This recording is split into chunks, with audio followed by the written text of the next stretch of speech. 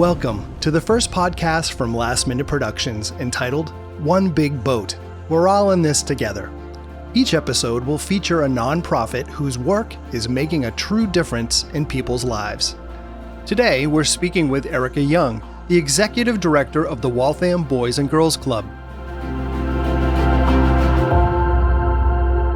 Welcome to another episode of One Big Boat. Today, we're at Waltham Boys and Girls Club with one of my favorite people, Erica Young, the Executive Director. Thank you for joining us. Hi, Jay. Thanks for having me. Yes.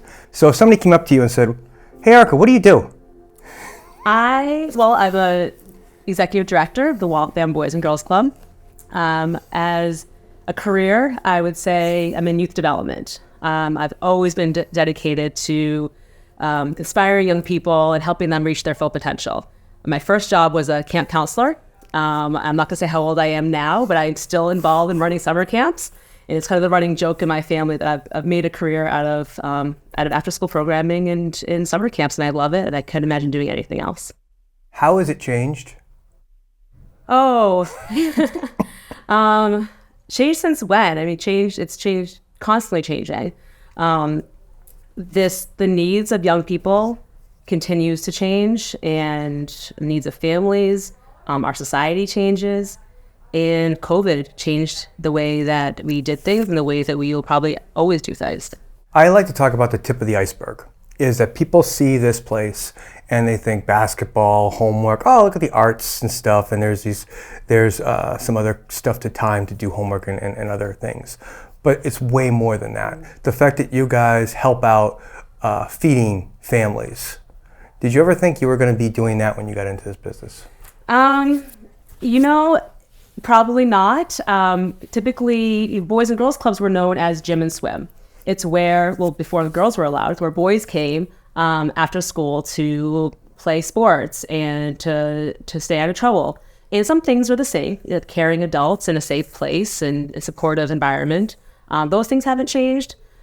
How we support kids has changed probably. But what we do to support them has changed drastically. It now is education at so many different levels. So academics, but also social and emotional learning and understanding about different social studies and about our world and how they relate to the world and their own identity are so important for young people to think about right now. Social media, they're learning about how to navigate social media and how that impacts their lives. That was not anything that we had to deal with or had to think about, years ago. So those things are much different. And then basic needs. What we were finding is that we're expecting kids to learn and grow and be the best versions of themselves. But some of our young people weren't eating 3 meals a day and not having snacks. Studies show that kids need to eat about every 5 hours in order to be able to sustain and have the energy. And if kids are going, 10 hours and not knowing where the next meal is coming from, how can we expect them to be the best versions of themselves? So we started serving meals and after school and then into the summertime. How much you deal with the kids? Not as much as I wish, not as much as I used to. I do try as much as possible. I coach the floor hockey team, so our travel floor hockey team. So we played. I had a team full of middle school students who had never played field hockey or floor hockey before. I was a field hockey player. And we had a blast, and we traveled to different boys and girls clubs, and it was so wonderful. Spending time with the young people we learned so much from them, just as much as we were able to teach them. Did you guys lead the league in penalties? We did not lead the league in penalties. We did make it to the semifinals, and then lost pretty badly in our last game. But it was all learning opportunities. I did a video for a place called Root, which is on the North Shore of Massachusetts. And they applied a year ago and got a pretty sizable grant from the state for basically food inequity. And I was looking on who else got this grant. And you guys showed up. Yeah. How much time do you spend writing grants? How much time? Spend a lot of time fundraising. I spent a lot of time. We have a grant manager who's amazing. Working with him, we have a small development team, development director. She's amazing, and our whole team's amazing. But it's individuals, people who care about our mission and want to join us in this work, who give their money, working with corporate partners, government entities that support this work, and foundations and grants. So I would say that's the majority of my time now. Your staff, a lot of people would think it's kids show up, older kids who have aged out, okay, they're going to come back. But that's really not the case, is it? I mean, I have a master's degree and I'm still here. Our staff, they're college students, they're college graduates, they're people who this is their career, is to develop our future leaders. And it's really important work. And people who do this work are special and are passionate, and we need them. What's a really good day for you? A really good day is everyone shows up on time to work. Everyone's here. We get a grant notification that we just were awarded a big grant in 6 figures. And I have all my to-dos done, and I get to go play a game of ping pong in the room with kids. That's a perfect day for me. I would go pool, but I do like that. So what programs do people probably not, we just talked about what gym and swim, but what other programs do you have? I'm thinking Torch Club and stuff. Mm-hmm. Yeah, our leadership development is a very big program. We're trying to develop civically engaged adults, young people who know about how the government works, know how the school systems work, and can be advocates of change. So we have 2 leadership clubs, a middle school and a high school group, and they do community service, they research projects, they get to understand how our community runs and operates, and take on projects that are important to them. And do they get a college grant? Isn't there a program where they could get money for college? We have several programs like that. So we do provide some grant money for our Youth of the Year. So when every month we acknowledge and recognize our young people who have really stood out and made an impact on the club and the greater community. And then at the end of the year, they will go through a process, and one Youth of the Year is selected, and that young person does get a scholarship. But we also support them in other outside scholarship programs as well. And how do you come up with programs? I know you have a makeup club or a makeup program. Cosmetology. Yeah. How do you do that? It's our staff. I mean, our staff are so creative, and we allow them to bring their passions into this work too. So the cosmetology program was part of our arts program, and one of our staff was really into makeup art, and saw it as a potential career for our young people, and not just as I have fun, I like to put on makeup, but she brought in other experts and people in the industry to come in and show them how to do costume art and makeup art, and how to make someone look like a werewolf and that kind of stuff. So trying to introduce unique things that kids could get excited about, but could also be spark an interest that could turn into a career. Coming up. It's a lofty goal with a big price tag, but that's something that I'm determined to do. What goal is Waltham Boys and Girls Club looking to pursue?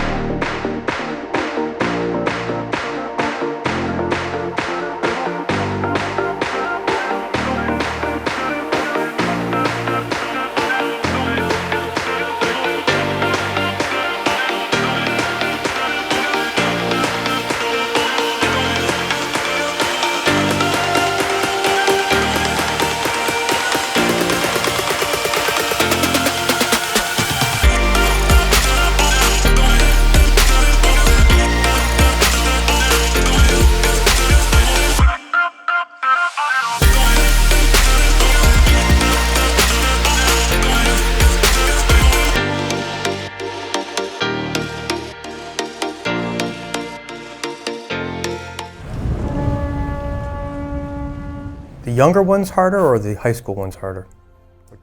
Every age group has unique challenges. The younger they're really excited about learning, right? So they get excited about a lot of things. They're easier in some aspect in terms of programming because you can read them a book and it's about the relationships with them. And as they get a little older, they challenge the world as they should, and that's how they learn is pushing to see how far they can push. And our job is to make sure they don't go off the edge. And so they're going to push and push until they know that, because they know that we're here to catch them. And that's where those relationships are more important than ever. So as they get older, yes, the program is important and what we give them, but it's the relationships for them to trust us, to know that we're providing programs that are important and that will benefit them. Because otherwise they're going to say, I don't want to be here. I don't need to be here. I can go hang out in the McDonald's parking lot if I want to. But they choose to come here, and they choose to be part of financial literacy programming because they trust and they love our staff. Now, we've done work with you guys, and I've noticed that when we've done some interviews with some of the older members, they will individually call out staff members. That's how important those staff members are as leaders. Yeah, and you ask some of the adults, our alumni, about their experience at the club, and they'll recall staff members that may still be here or that were here that influenced their entire lives. If somebody went to a Boys and Girls Club in a different part of the world, different part of the country, it would be different. Like, you really have to structure this around Waltham, around your population. Yeah, I was actually in a CEO call, so all executive directors from Boys and Girls Clubs from across the state. We meet once a month and just share best practices and learn about opportunities that are out there. And that was one of the things that was talked about is there's a kind of set of money that they were encouraging us to apply for and to talk about what makes us unique. Yes, we're part of Boys and Girls Club of America. There's some things that are standard and the same, but we're each so unique because we target our community, and because we know our community so well. We partner with the schools and other local organizations, and I would say Waltham is very unique. I've worked in other communities earlier in my career, and nowhere else was as collaborative as Waltham is, and that really impacts what we're able to do, and what we're able to have is wraparound services for our young people. Because when kids know that we're talking to their parents and we're talking to their teachers, and we may be talking to their therapists and social workers and everybody else in their lives, that makes a big impact. Waltham is a blue-collar town where you might have some townies, people who've been here all their lives. And then it's actually it's a really great town to move into if you're a young couple and maybe you're into you can move to an affluent area. But it's really a melting pot here. It's definitely one of the most diverse communities, I'd say, in the country. The levels of economics varies very drastically. Cultures are very, very diverse. Languages, there's 60 languages spoken throughout the public school systems. We get immigrant families from all over the world. And I think that's what makes Waltham so special. And it's amazing what we can all learn from each other in that environment. At this moment, what is the yearly fee for a kid? It's on paper for younger kids, it's $20 for a year. Teens, it's $5 a year. We regularly waive our fees. So you could get an influx of kids. I mean, is there a number you can cap that off at? We do. For our elementary school, we are a licensed program, and there are ratios involved, so we can only have as many kids as we have staff. If we add more staff, then that fluctuates. We can bring in more kids. We also took on the transportation challenge in our community. So we are paying for chartered buses and vans. Some of our staff are picking up kids in our licensed vans. And so we only have so many seats in those as well. So we are limited in our capacity for what we're able to do. But if we had more resources, we could do more. What's your wish list? What's the top 3 things right now?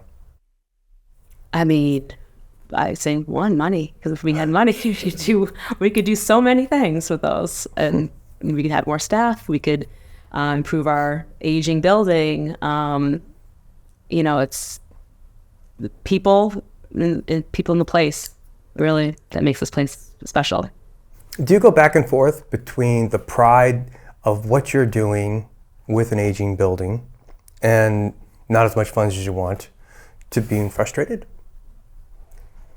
Definitely. When I give tours and people come in for the first time and especially when there's kids here or there's staff here and they see what we're doing, they're very impressed. And I'm very proud of that. And then it's, trying to share what our needs are. And, hearing somebody say, oh, well, the building's not so bad. The building looks beautiful. You've done you've kept it up so well. Well, thank you for that. But it's also, a 70-year-old building that had a lot of deferred maintenance, and where sometimes I'm up in the ceiling with our maintenance guy, with trying to catch a leak. And that takes away from the other work that we're doing, what's important. And when kids have to walk around buckets because of a leak, that's not a great environment. You've been here 10 years now? It'll actually be 12 this summer. Wow. Yeah. But executive director is for 10, right? For 10, yeah. So 10 years from now, what do you want to see? When we're celebrating your 20th. And I might still be here. And you're 34. My goal is to get a new building, a building that our kids in our community deserve. That's it's a lofty goal with a big price tag, but that's something that I'm determined to do. How's the Waltham business community to you? Local business is wonderful. It's businesses who who are led by people who are from this community and care about this community, care about us. The corporate community, those who we get in to hear about us, they are typically really, really good as well. But they have so many priorities, and some of them, are very big and national or international companies that even though they might be located in Waltham, and people say, well, you have all these big companies in Waltham, that doesn't necessarily mean that they're going to support, a local organization like ourselves. Yeah, I always think that even though it's charity, it's philanthropy, it's still for an investor, for a donor, it's ROI, right? Yeah, and there's been research done on the work that we do, and for every $1 that someone invests in this organization, it's $10 back because of what we're doing to the economy by developing the young people here. And that number doesn't even take in, maybe how you've changed a child's life for the better. Well, the hope is that we've changed that individual's life, but that individual is going to go on to change other people's lives and be a really positive contributor to our society. Anything I missed? I don't know, Jay. It's your show. What else? Anything you want to leave with? This is really important work. I know how hard and how many hours and the sacrifices that we all make to be in this work. And I know that there are so many other people in this boat with us, and in other organizations that are doing this work. And it's a privilege to work alongside them. Thank you. Thank you for everything you do. Thanks for having me. One Big Boat is a production of Last Minute Productions Incorporated. This episode was produced by Jay Dobeck. Scott Wyman was the sound engineer. Ethan Gallo provided production support and editing. And Joanne Pilata was the production coordinator.